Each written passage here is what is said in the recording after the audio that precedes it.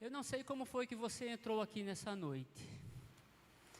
Eu não conheço as questões que existem no seu coração, as dificuldades que você enfrenta durante o dia, a semana, as angústias que batem à porta do seu coração. Há momentos que a gente está triste e não sabe por que está triste. A gente pergunta, por que eu estou triste? Mas Deus conhece o nosso coração. Deus conhece o seu coração. E Deus é soberano e Ele tem o controle da minha e da sua história.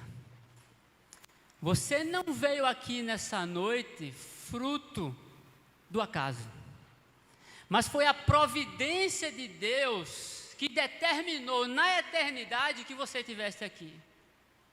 Jesus disse, é necessário passar por Samaria. Jesus poderia ter ido por outros caminhos, mas Ele escolheu Samaria, porque ali Ele teria um encontro transformador com uma mulher. Você está aqui hoje porque Deus quis que você estivesse aqui. Eu estou aqui hoje porque Deus quis que eu estivesse aqui. Ele está no controle da sua vida e Ele está no controle da minha vida.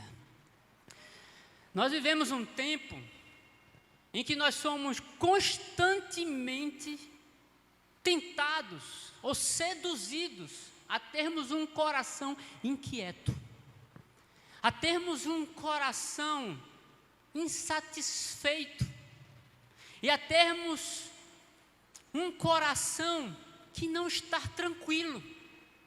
Nós somos cobrados de um lado para o outro, nós corremos de um lado para o outro e muitas vezes nós nos esforçamos para obter aquilo que não precisamos e para gastar o dinheiro que não temos.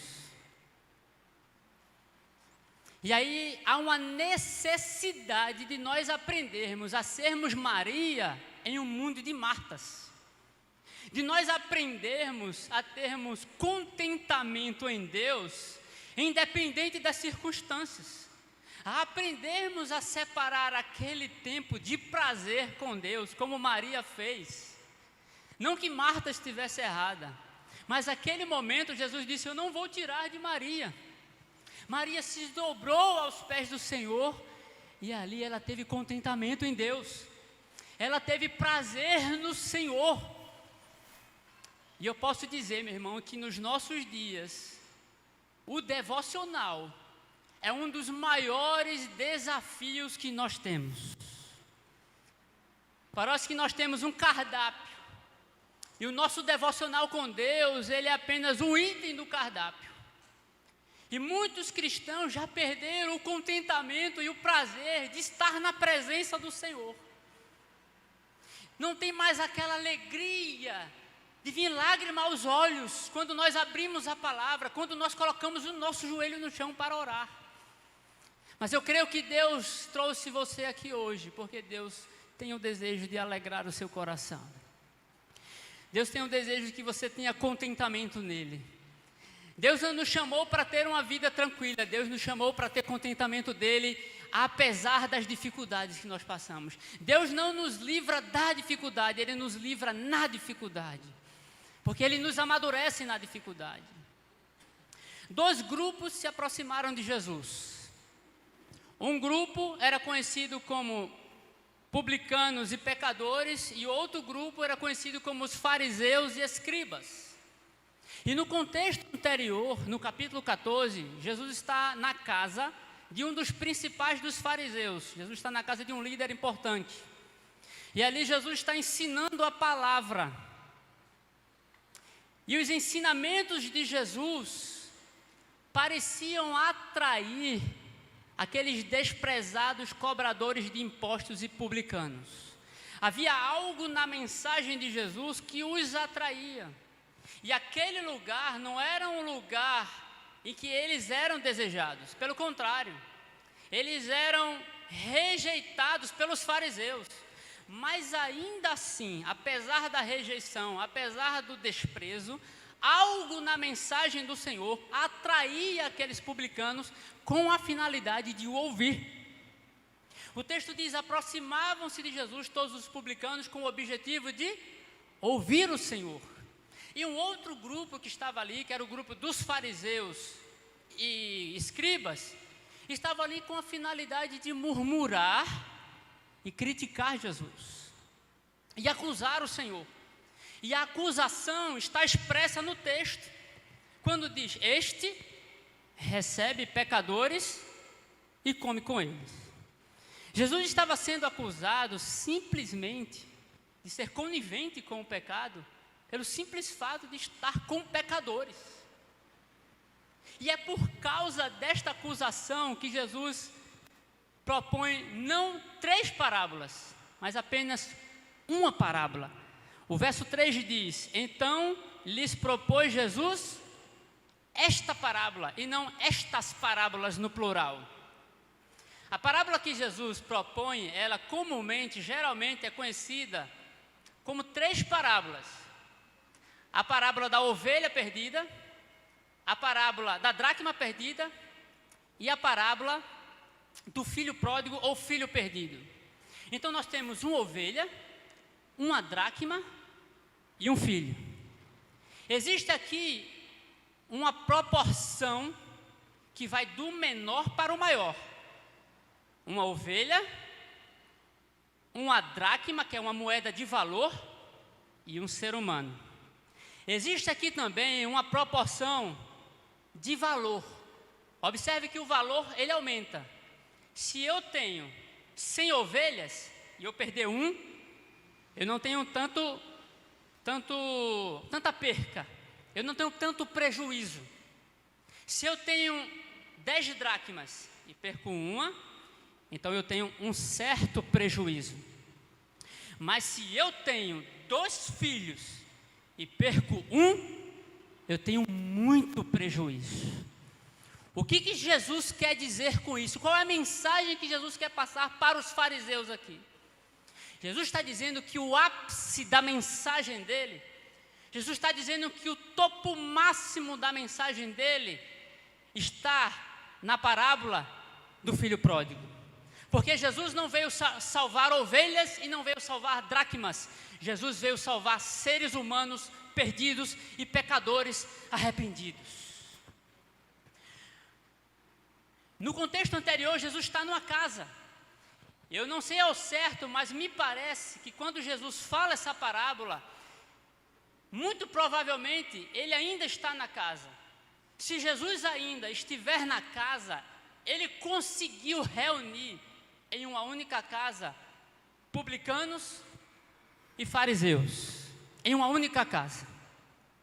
E ele diz aos fariseus, porque a mensagem era direcionada aos fariseus, ele diz: qual dentre vós, fariseus, é o homem? Quem é o homem aqui? O homem aqui é Cristo. Depois ele diz: ou qual é a mulher que acende a candeia? Quem é que acende a luz da palavra em nosso coração e nos ilumina? É o Espírito Santo. E depois diz que um pai tinha 2 filhos. Se o homem é Cristo e a mulher é o Espírito, quem é o pai dos 2 filhos? É o Deus Pai. Então nós encontramos aqui a Trindade agindo na salvação do pecador arrependido. Mas Jesus diz, olha que coisa interessante. Ele diz: o homem tinha 100 ovelhas. Uma se perde, então ele deixa as 99 no aprisco, não é assim? Não, ele deixa no deserto. E vai atrás da única ovelhinha que se perdeu. Por que que ele deixou as 99 no deserto? Porque as 99 representam os fariseus e escribas, que estão tão perdidos como a ovelhinha que foi embora. E quando Jesus acha aquela ovelhinha que foi embora, que representa os pecadores e publicanos, diz a Bíblia que ele põe ela nas costas, aqui no ombro. Sabe como um pastor pega a ovelha no ombro? Você já viu? Ele pega mais ou menos aqui, ó. As 2 patas aqui, as 2 patas aqui, e ele põe nas costas, aqui. E diz o texto: achando-a, põe sobre os ombros, cheio de quê? De júbilo, cheio de alegria. E sabe para onde ele volta com aquela ovelhinha? Ele não volta para as 99. As 99 ficaram aonde? Ficaram no deserto, vagando sem pastor e perdidas. Ele volta para casa. Mas sabe o que é mais interessante? Se eles estiverem de fato aqui na casa, estavam todos reunidos. E ele diz, o texto diz que ele dá uma festa. O que é festa? Por que alguém dá uma festa? Alguém aqui já deu uma festa para se entristecer? Alguém aqui já deu uma festa? Presbítero, vamos dar uma festa para a gente cair na tristeza. Ninguém faz isso, irmãos. Todo mundo dá uma festa porque está feliz, está com o coração contente, cheio de satisfação e alegria. Então ele dá uma festa dentro da casa, mas os fariseus que estavam ali, estavam na casa, mas pareciam estar no deserto, porque não conseguiam ter contentamento com as coisas de Deus, não conseguiam ter contentamento com as coisas espirituais, não conseguiam ter alegria e contentamento, porque um pecador estava se arrependendo. Antes, os fariseus estavam mais preocupados com aquilo que era externo, com aquilo que era material e com aquilo que era aparente. Onde você está? No deserto ou na casa? Quando um pecador se arrepende, ele se torna templo do Espírito Santo de Deus. Ele se torna morada do Altíssimo. E ele se torna a casa do Senhor. Quando um pecador se arrepende, há júbilo, há contentamento, há alegria no coração daquele pecador. Enquanto aquela ovelhinha estava enumerada às 99, ela nunca havia experimentado a alegria da salvação. As 99 os fariseus, a ovelhinha que foi embora, os publicanos. E o Senhor continua. Uma mulher tinha 10 dracmas. As 9 dracmas são os fariseus e escribas. A dracma que se perde são os publicanos e pecadores. Aquela mulher acende a candeia como uma ação do Espírito Santo na vida do pecador. Não foi a ovelha que foi até Jesus, foi Jesus que foi até a ovelha. Não foi a dracma que se achou, foi o Espírito, foi a mulher que acendeu a luz para que ele enxergasse o seu pecado. Não foi eu e não foi você que foi até o Senhor, mas foi o Senhor que veio até nós. Foi o Senhor que acendeu a luz da sua palavra em nosso coração e expôs toda a nossa miséria, todo o nosso pecado, para que nós reconhecêssemos que necessitamos de um Salvador, que necessitamos de um resgatador. E só assim é possível ter contentamento em Deus. É impossível experimentar contentamento fora de Cristo. É impossível experimentar alegria fora de Cristo. E é impossível receber Cristo sem arrependimento. E o Senhor continua. Certo homem tinha 2 filhos. Algo interessante aqui. O homem que tinha 100 ovelhas, quando uma ovelha se perde, qual a atitude dele? Ele imediatamente vai em direção à ovelha. Quando a dracma se perde, imediatamente a mulher começa a procurar a dracma, acendendo a candeia e procurando diligentemente. Mas o pai aqui, quando o filho se perde, ele fica em casa. Ele não vai atrás. Você já reparou isso? O homem foi atrás das ovelhas. A mulher procurou a dracma. Mas o pai, em que o filho vai embora, ele fica em casa. Deus está inativo, irmãos? Deus está inerte? Não. Diz a Bíblia que quando aquele jovem pega a sua herança e vai gastar a sua herança, vivendo dissolutamente longe da presença do seu pai, há uma fome naquele país. Bendita fome. Diz a Bíblia que ele começa a padecer necessidade. Maravilhosa necessidade. O pai estava em casa, mas não estava inativo. Deus está no céu, irmãos, e está agindo na minha e na sua vida. Maravilhoso problema. Maravilhosa tristeza no seu coração. Maravilhosa dificuldade que você tem passado. Oh, bendita necessidade. É o Pai trabalhando na sua vida para que você não se perca. É o Pai trabalhando na minha e na sua vida para que você não se afaste da presença dEle. O filho que fica em casa são os fariseus e publicanos. Fariseus e escribas. O filho que vai embora são os publicanos e pecadores. Ambos estavam perdidos. Mas que interessante, nem todos conseguem encontrar o contentamento em Deus. Tanto o filho que estava dentro de casa, que é aquele filho aparentemente religioso, obediente, sempre cumprir todos os teus mandamentos, e olha que ousadia, sem jamais transgredir um ponto da lei. Incrível, não é? É incrível. Parece o jovem rico, não é? O que eu faço para ser salvo? Aí Jesus, querendo levar ele ao arrependimento, mostrar a ele o pecado dele, diz: obedeça a toda a lei. Aí o que ele diz? Igual o filho que ficou: eu sempre obedeci. É verdade isso? Ele sempre obedeceu o tempo todo.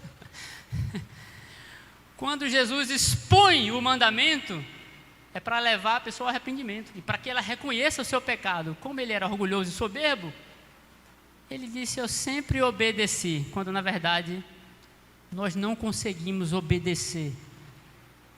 Nós não obedecemos para ser salvo.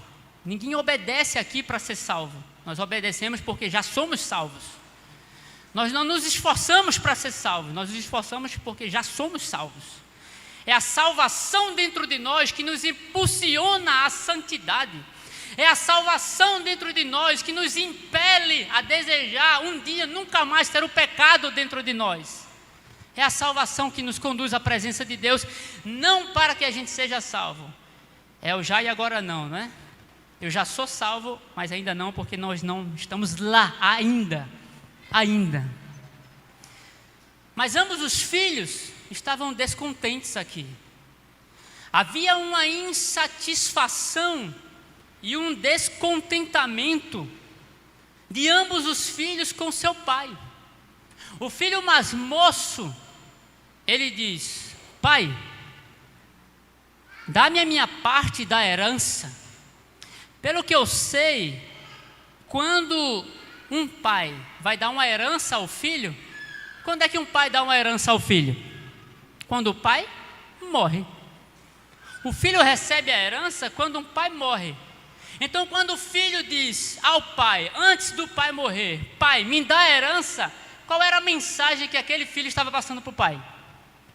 Para mim, o senhor está morto. Eu quero desfrutar do que o senhor tem para mim, mas eu não quero o senhor.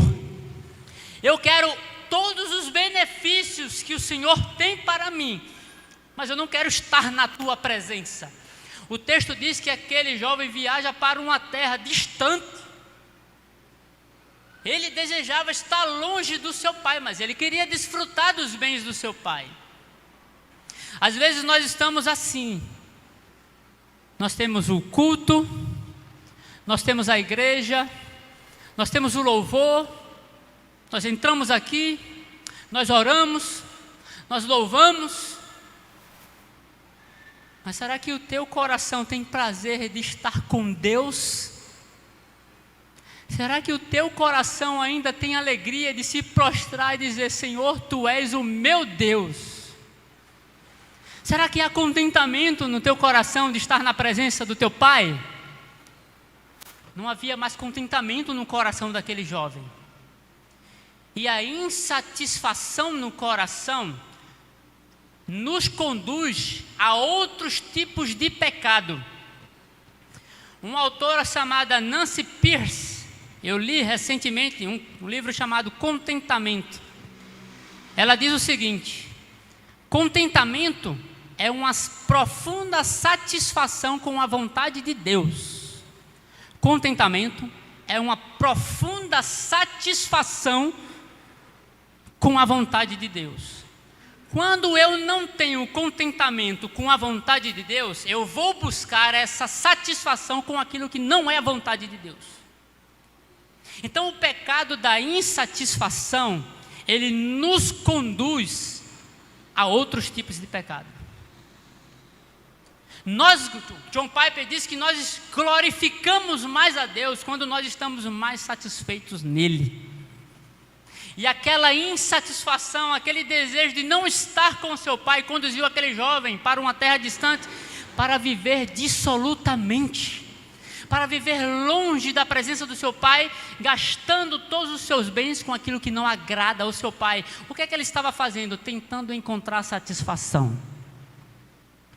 Aquele jovem estava tentando encontrar contentamento no seu coração, mas ele não encontrou contentamento longe do seu pai.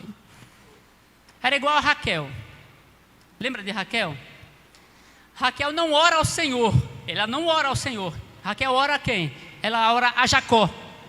Ela chega a Jacó e diz: dá-me um filho, senão eu morro. Sabe qual era a mensagem que Raquel estava dizendo ali? Se o Senhor não me der um filho, não haverá contentamento no meu coração. Se o Senhor não me der um filho, não haverá satisfação no meu coração. Eu só conseguirei ser feliz se o Senhor me der o filho. Ou seja, nem o Senhor, se não me der o filho, nem o Senhor pode satisfazer o meu coração. O pecado do descontentamento, da insatisfação, conduziu Raquel à idolatria. E é isso que a insatisfação do nosso coração conduz.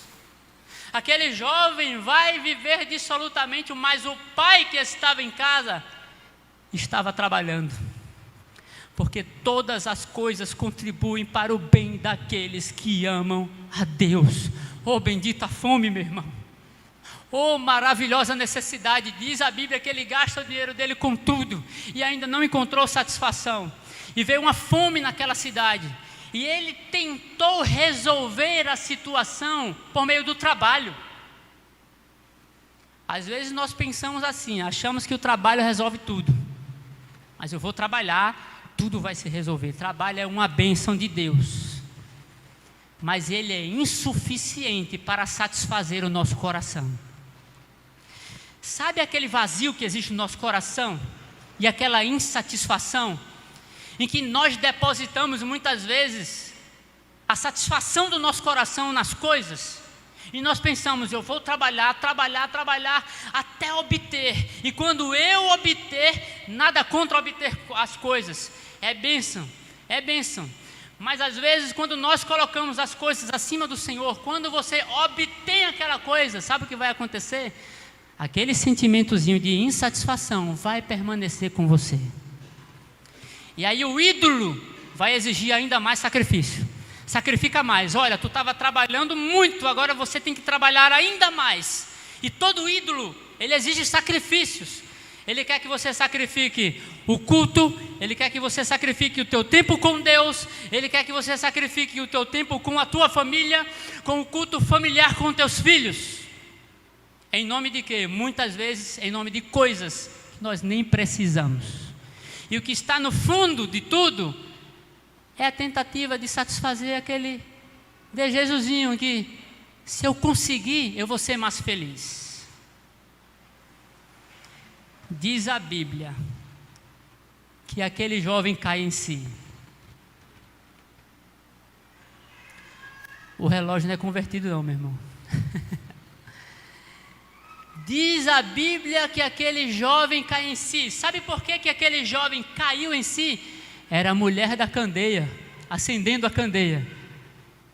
E aquele jovem reconhece, e ele lembra, oh bendita lembrança. Sabe por que aquele jovem lembra como era na casa do seu pai? Porque uma vez que você é regenerado, uma vez que você é salvo, nunca mais você é a mesma pessoa. Nunca mais. Eu me lembro que eu fazia uma faculdade de licenciatura em geografia. E nessa época eu me afastei do Evangelho. E lá na faculdade, em meio às bebedeiras da faculdade, existia aquela semente no meu coração que dizia assim: aqui não é teu lugar.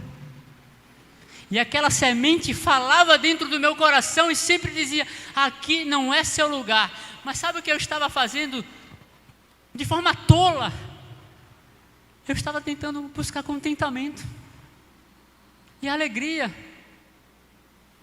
Mas Deus estava trabalhando na minha vida. Até que eu tive momentos de crise, de tristeza, de depressão. Oh, bendita tristeza, meu irmão.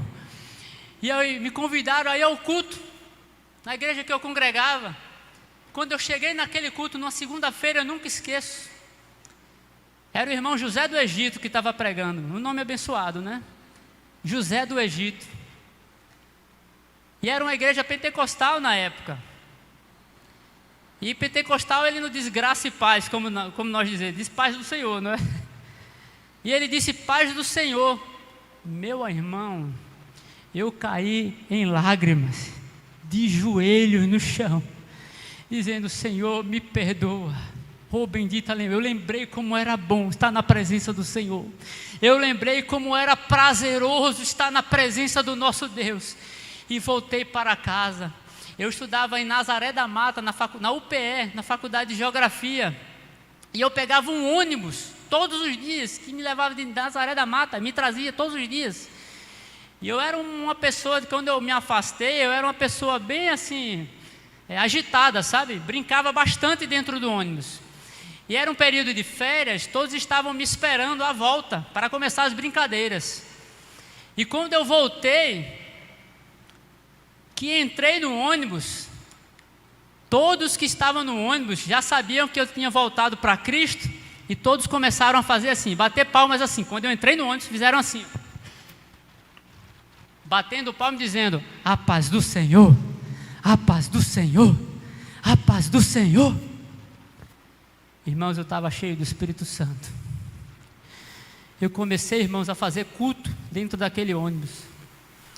Na sexta-feira, vinham muitos embriagados dentro daquele ônibus. Eu pegava na mão e vinham cantando, é Conde do Brega que diz, não é? Vinha cantando, meu irmão, Conde do Brega no ônibus. É Conde do Brega que se diz? Eu acho que é isso aí. Muitos embriagados. Eu pegava na mão e começava a orar: Senhor, vem nesse ônibus, ó Pai. Vem com a tua presença. Todos os bêbados fazendo assim, ó: em nome de Jesus, Décio. Em nome de Jesus, Décio. E vidas se entregaram a Cristo dentro daquele ônibus, meu irmão. Oh, bendita lembrança. Se você entrou aqui nessa noite e você está afastado da presença de Deus, e você tem saudade da presença de Deus, Deus está te chamando de volta para a presença dEle, para que você tenha de fato o verdadeiro contentamento e a verdadeira alegria na presença do Senhor. Aquele jovem volta. Alguma vez na Bíblia você já viu Deus se apressar? Eu nunca vejo Deus se apressar na Bíblia. A paciência de Deus é uma escola para nós, é a pedagogia do Senhor. Às vezes a gente está inquieto e Deus está paciente, não é assim?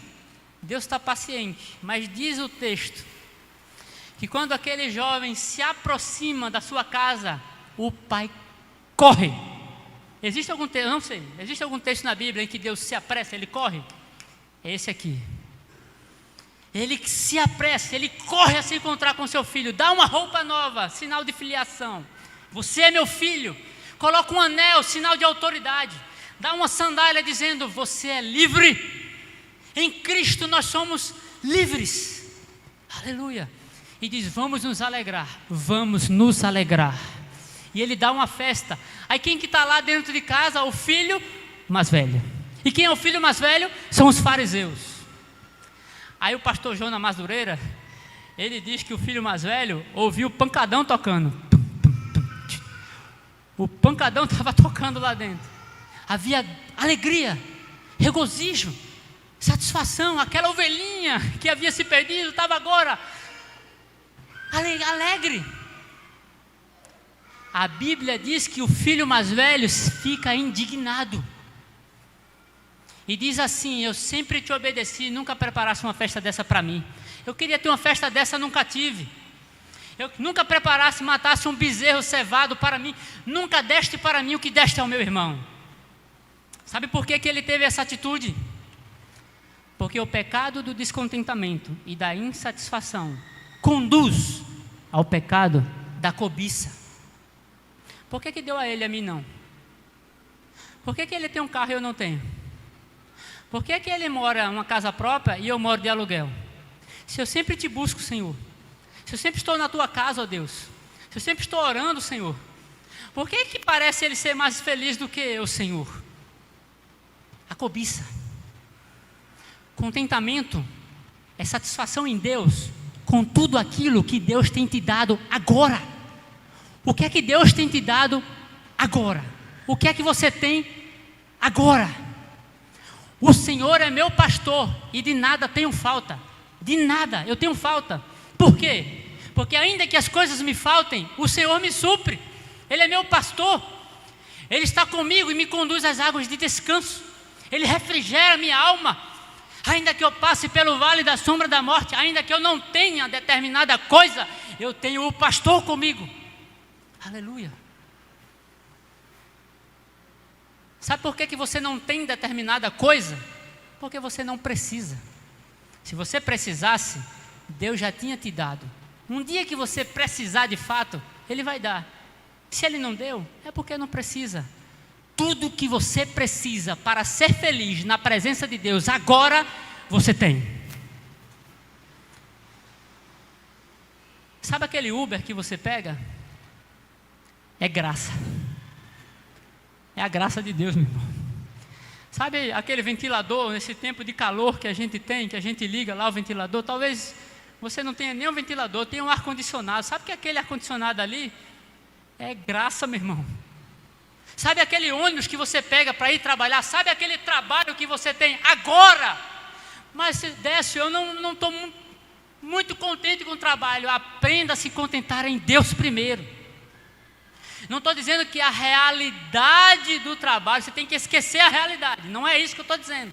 Às vezes o trabalho é ruim, eu sei que é. Não é negar a realidade, mas é buscar contentamento em Deus, apesar daquela realidade. O que é que Deus tem te dado agora? É suficiente para que você tenha contentamento nele. E aquele jovem mais velho diz ao pai: sempre te obedeci, nunca me deste uma festa. Opa, peraí. O filho estava em desobediência e recebeu a festa. O outro aparentemente estava em obediência e não recebeu. Sabe por quê? Porque os fariseus achavam que a nossa salvação é mérito. E não é. A nossa salvação, ela não é fruto dos nossos esforços. A nossa salvação, ela não é mérito nosso. Não há nada que eu e você possamos fazer para ser salvo. Você só basta ter fé. Mas fé é uma atitude? Fé não é uma atitude. A fé é uma disposição do coração. A fé produz atitude, mas em si ela não é uma atitude, ela é uma disposição. Nós não somos salvos por causa da fé, nós somos salvos por causa de Deus, que usa a fé como um instrumento para nos salvar. Deus é a causa da nossa salvação. E nenhum dos nossos esforços, Deus não nos ama por causa dos nossos esforços.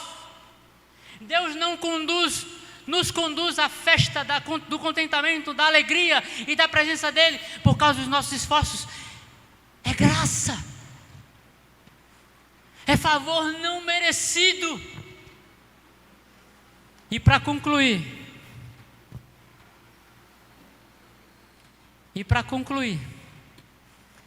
nós sempre ouvimos que a parábola da ovelha se chamava parábola da ovelha, e que a parábola da dracma se chamava parábola da dracma ou parábola do filho pródigo, e não é dessa forma. Às vezes esses títulozinhos que tem aqui na Bíblia atrapalham mais do que ajuda, né?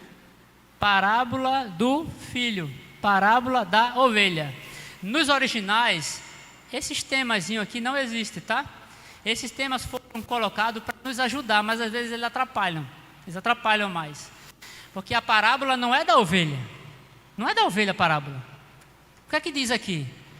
Qual dentre vós é o homem? A parábola é sobre o homem. A parábola diz, ou a mulher. A parábola não é sobre a dracma, é sobre a mulher. A parábola não é sobre o filho pródigo, é sobre o pai. A parábola é sobre Cristo. A palavra é sobre o Espírito. A parábola é sobre Deus. O Evangelho não é sobre mim e sobre você. O Evangelho não conta a minha, a sua história. O Evangelho não é sobre ovelhas perdidas, é sobre um Deus que ama as ovelhas perdidas. É sobre um Deus que age e que vem em nossa direção e que Ele toma atitude primeiro. O profeta Ezequiel era calvinista, né? Porque quando o Senhor perguntou a ele assim, pode esses ossos reviverem? Se ele fosse arminiano, ele ia dizer, depende dos ossos. Se ele fosse neopentecostal, ele ia dizer assim, se der o dízimo, os ossos vão se erguer. Como Ezequiel era calvinista, ele disse assim, tu sabes, Senhor. Porque pode os ossos se levantar sozinho, presbítero? Não pode, meu irmão. Osso não se levanta sozinho. Morto não ressuscita a si mesmo. Mas quando Jesus diz, Lázaro, sai para fora, aquele chamado é eficaz. Ele é cheio de poder. E foi o poder de Deus que trouxe você aqui. Se você está longe da presença do Senhor, essa é a hora de você buscar novamente a presença dEle. Se você está na casa e não está encontrando contentamento, vá a Deus em humilhação. Vá a Deus em arrependimento.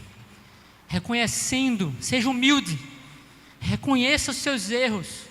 Se prostre na presença do seu Pai e diga, Pai, pequei contra os céus, porque todo pecado é contra Deus. E pequei contra Ti e contra os céus. Não sou mais digno de ser chamado Teu filho, Deus. Eu quero contentamento na Tua presença, Senhor. Se humilhe na presença dEle. Que o Senhor te ajude. Que o Senhor te fortaleça. Que o Senhor te edifique. Você não está só. Deus está guiando a tua vida. Ainda que o bordado, quem olha o bordado pela parte de trás do bordado, vê o desenho todo desconexo, sem harmonia, sem ordem. E às vezes nós vemos a nossa vida assim, sem conexão, sabe, sem ordem, sem harmonia. Mas o bordador que está vendo o bordado, pela frente do bordado, ele está vendo o desenho perfeitamente. Deus está conduzindo a minha, a sua vida perfeitamente. Que Deus aplique a sua palavra no nosso coração e te abençoe, em nome de Jesus.